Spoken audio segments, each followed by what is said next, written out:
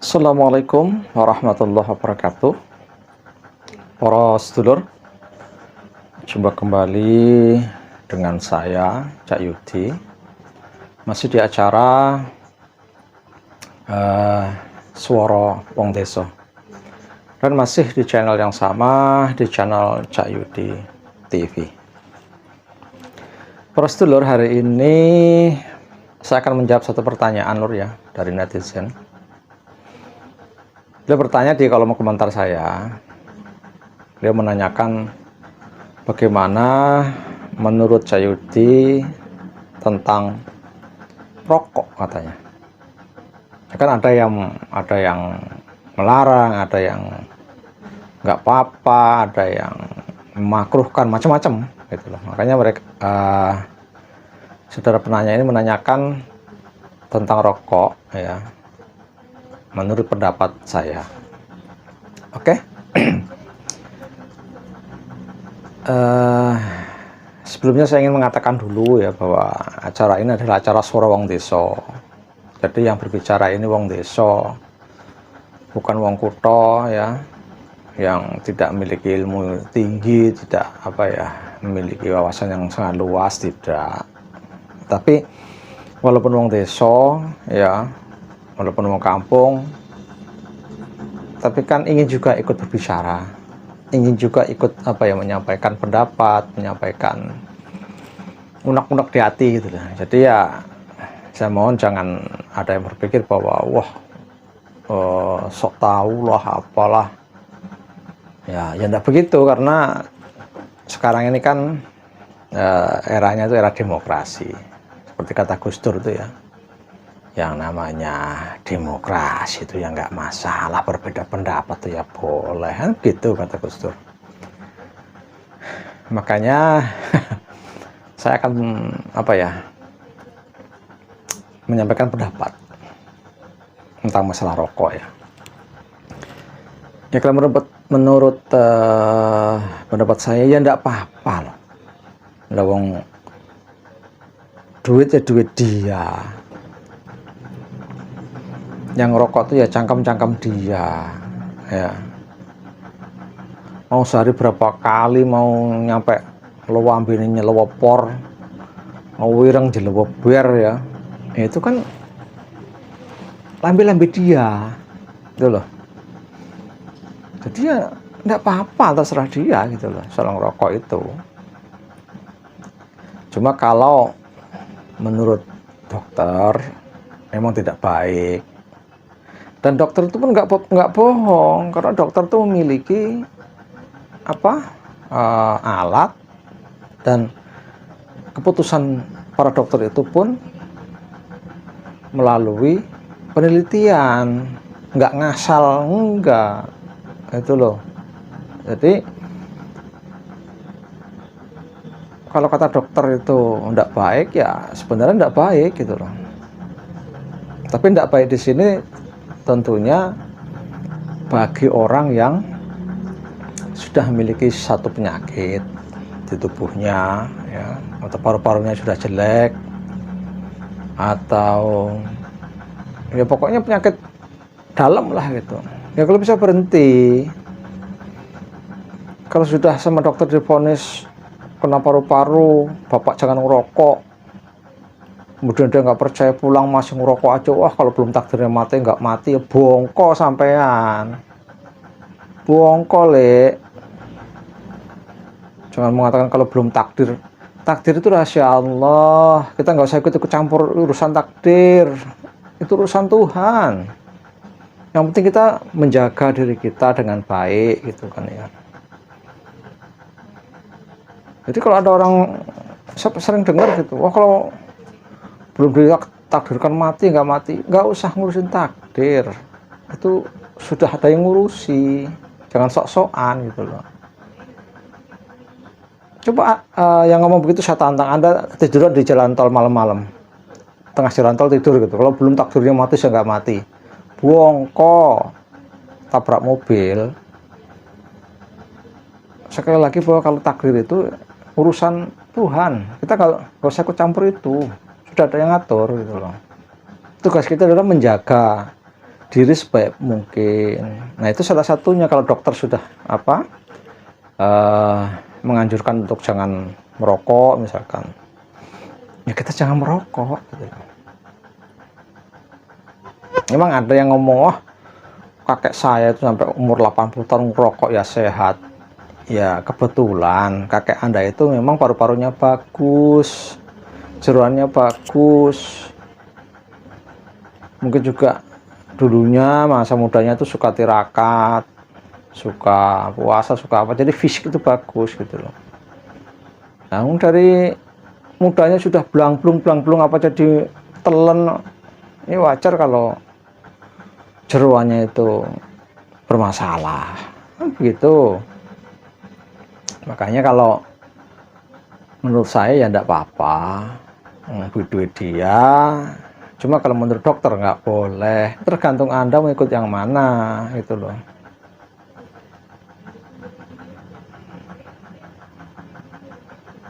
Dan untuk berhenti rokok itu dari pengakuan ya para perokok itu susah, sulit.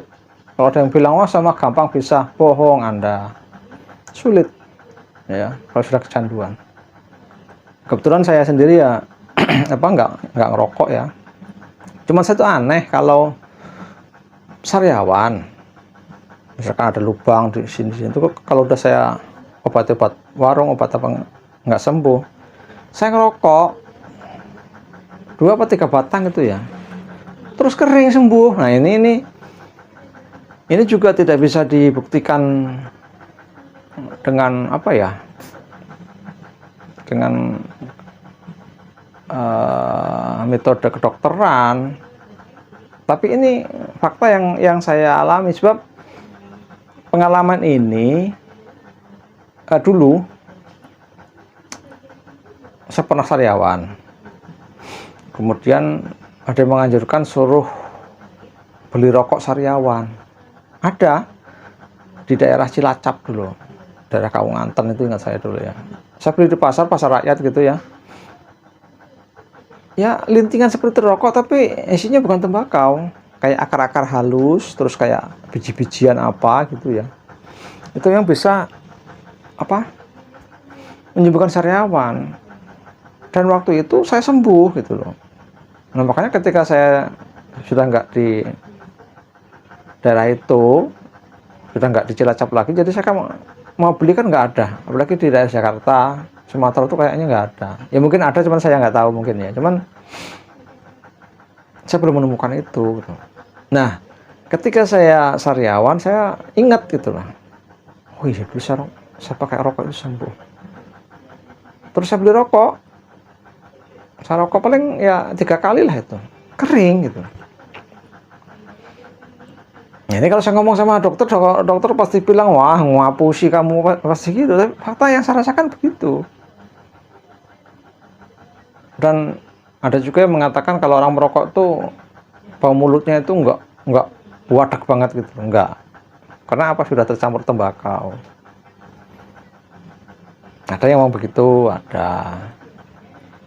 Kemudian ya, ada banyak teman saya itu ya kalau dikatakan rokok itu nggak ada manfaat, menurut saya juga kurang tepat ya. Kalau di dalam kandungan rokok itu membahayakan paru-paru karena dia ada nikotin atau ada senyawa apa, saya percaya dengan dokter. Tetapi kalau dikatakan tidak ada manfaatnya sama sekali, saya pribadi ya kurang setuju. Kenapa? Sebab ada teman-teman saya ya, itu yang seniman itu, dia itu bisa mengarang lagu atau menciptakan karya itu dengan ngerokok. Dengan dia ngerokok itu maka muncul inspirasi-inspirasi, pandangan-pandangan yang tadinya buntu itu kok bisa terang gitu dengan ngerokok. Kenapa? Karena rokok itu bisa menyebabkan relaksasi juga, bisa rileks gitu loh. Ini bagi perokok ya. Kalau bagi yang nggak merokok, wah belgedes katanya. Ya ini terserah. Karena pendapat itu kan bisa dari A, dari B, dari C. Terserah kita nanti ngambil yang mana kan begitu. Jadi teman saya itu dia bisa berkarya dengan ngerokok itu timbul karya itu. Jadi ada manfaat dari rokok. Tapi kalau kita lihat dari segi manfaat, ada manfaat. Kalau dari segi keburukan juga dokter sudah jelas mengatakan tidak sehat untuk kesehatan. Kemudian saya pernah membaca ya satu buku, di situ mengatakan bahwa rokok itu salah satu penyumbang kemiskinan. Karena negara-negara yang perokok, orangnya ya perokok, itu rata-rata atau kebanyakan keluarganya tuh jadi miskin katanya gitu. Ini bukan kata saya ya, kata buku yang saya baca itu. Ya karena mereka melalui riset, melalui penelitian, nggak asal-asal juga. Apalagi zaman sekarang ya, dia menghitung harga rokok itu sebungkus misalkan 25.000. Bahkan ada yang 30.000 katanya ya, dengar-dengar. Bikin 25.000 aja lah, satu bungkus sehari. Bahkan ada yang tidak cukup satu bungkus itu. Ada yang sampai 2 bungkus, apalagi supir ya. Terus apalagi ya? Seperti security yang ngerokok ya, malam jaga malam itu kan dia ya mengapain kan gitu ya. Kalau nggak ngerokok itu kadang satu hari semalam itu sampai 2 bungkus. Nah kita hitung saja 2 bungkus kalau harga 25 kan 50.000 sehari. 50.000 sehari buat kepentingan kita pribadi. Nah terus istri bagaimana? Anak bagaimana? Kan nggak adil jadinya. Kita wajib mementingkan diri kita 50.000 untuk merokok, untuk dibakar. Padahal kalau itu kita belikan ya 50.000 itu kita belikan susu, kita belikan buah yang 10 ribuan itu ya. Kita belikan telur misalkan, itu bisa dimakan satu keluarga, makan telur minum susu, bervitamin kan. Ini untuk orang miskin ya. Kalau untuk orang kaya, malah orang kaya itu bebas mau ngerokok 3 bungkus ya yang nggak masalah orang kaya. Ini yang saya bicarakan orang yang hidupnya pas-pasan. Udah hidup pas-pasan, ngerokok. Nah ini hitung-hitungannya seperti itu. 50.000 dibakar. Sementara istri itu juga butuh skincare, butuh perawatan kan. Sementara kita hanya mementingkan diri kita. Ya, ini menurut saya kurang ini juga ya, kurang bijak juga gitu. Nah kalau menurut buku itu dia hitung-hitungannya begitu, 50.000 sehari kalikan sebulan, kalikan setahun, kalikan 10 tahun, kalikan 20 tahun. Kalau Anda menikah itu atau hidup Anda sekarang ini umur 30 tahun kok nggak punya apa-apa, rumah belum punya, kebun nggak punya, sebenarnya uang 50.000 itu sudah bisa buat DP rumahan yang kecil ya, perumahan itu sudah dapat. Ya, jadi lagi-lagi bahwa kemiskinan itu sebenarnya ya dari cara kita mengaturnya.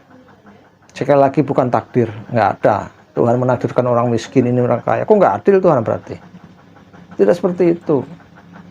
Tuhan memberi rezeki manusia itu bukan dikasih rezeki kamu segini, rezeki kamu segini. Enggak begitu. Tuhan memberikan rezeki itu sifatnya itu disebar ke muka bumi biar manusia diberi otak, diberi akal. Akal manusia itu lebih sempurna dari semuanya makhluk Allah, makhluk Tuhan. Bahkan malaikat dengan manusia pun masih sempurnaan manusia. Diberi perangkat yang namanya otak untuk berpikir, untuk bagaimana cara mencari, kan begitu. Enggak kok, ini bagian kamu segini, ini bagian kamu segini, nanti kamu umur sekian seganjar kaya. Ya kalau emang ada jatah begitu, ngapain kita kerja? Enggak seperti itu konsepnya. Ya, walaupun ada ustadz yang ngomong seperti itu, Pak Kiai ngomong seperti itu, ya mereka berdasarkan dalilnya ada, tapi yang kadang keliru itu tafsirnya. Hidup manusia seperti wayang, kita ini seperti wayang, ada yang berpendapat begitu ya. Jadi tergantung yang ngatur dalangnya bagaimana. Kalau saya tidak sependapat, kalau saya ya, karena apa? Ada Pak Ustadz yang mengatakan tidak seperti itu. Yang namanya wayang itu nggak punya otak, yang menggerakkan dalang. Sementara kita diberi otak, dilepas, terserah mau hijau, mau kuning, mau biru, mau kamu jadi perampok, mau kamu jadi Pak Ustadz, mau jadi guru, itu terserah Anda gitu. Jadi bukan kok rezeki itu sudah ditaker segini, enggak seperti itu. Ya memang ada ustadz pendapat itu, tapi saya tidak sependapat dengan itu. Saya sependapat dengan orang-orang yang mengatakan bahwa rezeki itu oleh Allah itu disebar di muka bumi ini.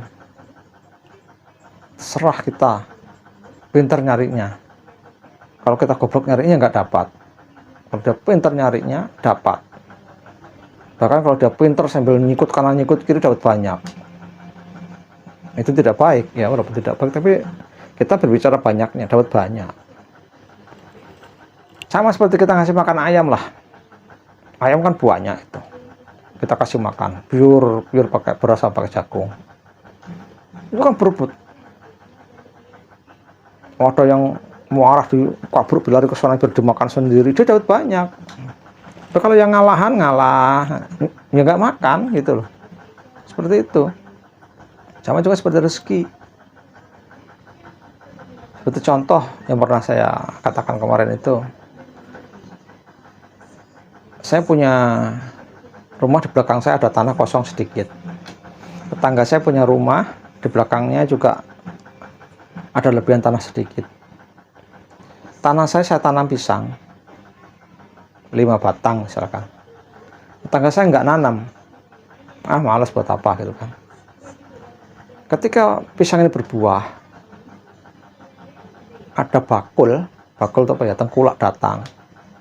5 pohon misalkan buah, apalagi pisang yang mahal ya, pisang Ambon apa pisang keripik itu 50.000 misalkan satu batang. Saya punya 5 batang,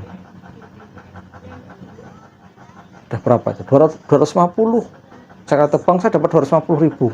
Rezeki itu dari Allah kan, atas dasar kita yang ikhtiar menanam pisang. Ada orang tengkulak ngasih saya 250.000. Tetangga saya ngelihat, dia nggak mau nanam, nggak dapat rezeki, dia nggak dapat 250.000. Tuh, jadi rezeki itu seperti itu. Bukan kok takdirnya nanti saya berada bagiannya, rezeki nggak akan ketukar. Nah itu saya tidak sependapat seperti itu. Oke, sedulur, kembali ke benang merah ya, tentang masalah rokok.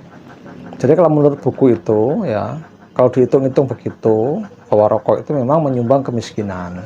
Itu kata buku ya, bukan kata saya. Kemudian apa lagi? Ya mungkin yang paling susah itu adalah berhenti ya. Berhenti merokok itu susah. Tapi ada kejadian ini kejadian. Orang tuanya itu perokok.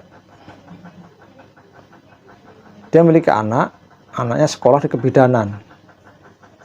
Setelah anaknya lulus sekolah, kerja di rumah sakit, sang anaknya tahu, karena dia lulusan kebidanan, tentang bahayanya rokok. Tapi dia menghargai orang tuanya, menghargai bapaknya. Dia nggak pernah menegur bapaknya. melarang Pak jangan ngerokok begini-begini, enggak pernah. Tapi apa yang terjadi? Bapaknya ini kebetulan ya orang berpendidikan ya, karena dia juga mantan guru dulu. Dia tahu bahwa rokok itu nggak baik, itu tahu. Hampir separuh dari perokok itu tahu kalau rokok itu nggak baik sebenarnya. Terus dia berpikir, oh iya, anak saya bidan kerja di rumah sakit, kok saya nih ngerokok, apa anak saya nanti nggak malu gitu loh. Seolah kok bapaknya ini nggak tahu kesehatan, anaknya kerja di bidang kesehatan. Akhirnya dia tekad, udah saya berhenti ngerokok kan. Dia mencoba berhenti, terus dia habis makan, bingung dia, aduh bisa ngerokok, nggak tahan dia. Akhirnya dia pergi ke tempat saudaranya lagi lain gitu ya, ngerokok di sana dia. Udah pulang. Nah, terus dia melakukan hal yang sama. Malam minimal nggak ngerokok dia. Terus pernah di ladang apa di kebun dia ngerokok ya, selama nggak ada anaknya. Nah, dari tahapan-tahapan itu ya, yang tadinya 1 bungkus terus dia jadi setengah bungkus, terus jadi cuma 3 apa cuma 4 ya, habis makan sama pup, lama-lama bisa hilang. Dan alhamdulillah sekarang dia nggak ngerokok.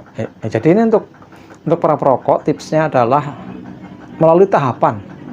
Nggak bisa langsung nggak ngerokok, kecuali sakit. Kalau sakit bisa. Kalau sakit parah, makan apa aja pahit, terus bau asap juga di hidung, udah di kepala pusing, nah itu mungkin dia nggak ngerokok. Tapi setelah penyakitnya sembuh, ngerokok lagi. Karena apa? Nggak ada tekad dalam hati. Kalau ada tekad di dalam hati bahwa ya apa ya, saya bertekad saya nggak akan ngerokok lagi lah, saya berhenti, tekad bener. Kalau nggak tahan ya nyoba 1, udah gitu, tekad lagi. Lama-lama bisa, insya Allah bisa ya. Yang penting tekad di hati. Oke, jadi untuk saudara penanya bahwa kalau menurut pendapat saya ya enggak apa-apa ya. Tapi menurut pendapat dokter jangan ya, jadi terserah Anda ikut mana gitu loh ya. Kalau menurut pendapat saya sebaiknya jangan, sebaiknya nggak usah ngerokok. Tapi kalau memang kepepet banget ya nggak apa-apa, tapi ya jangan jor-joran. Ada kok yang ngerokok sehari 2 bungkus itu bangga, wah saya mah sehari sebungkus nggak cukup, bangga gitu loh. Nggak tahu bangganya itu apa gitu loh. Apa dia ingin menunjukkan kepada orang bahwa saya banyak duit atau gimana. Kalau orang yang banyak duit betulan ya, orang kaya yang sesungguhnya nggak seperti itu malah. Kalau orang kaya gitu, berarti kalau orang begitu tuh sebenarnya nggak kaya, pengen dikatakan kaya mungkin ya, wah sama sebungkus nggak cukup sehari. Iya. Ya itu terserah ya. Untuk saudara penanya, mudah-mudahan tidak puas dan bertanya lagi kepada yang lain ya. Oke para sedulur, sekian dulu pertemuan kita pada malam hari ini, atau pada hari ini, pada pagi ini, sore ini, terserah Anda nontonnya jam berapa ya. Sebagai biasa, sebagai salam penutup, sampaikan kabar dengan baik, hindari hoax. Assalamualaikum warahmatullahi wabarakatuh.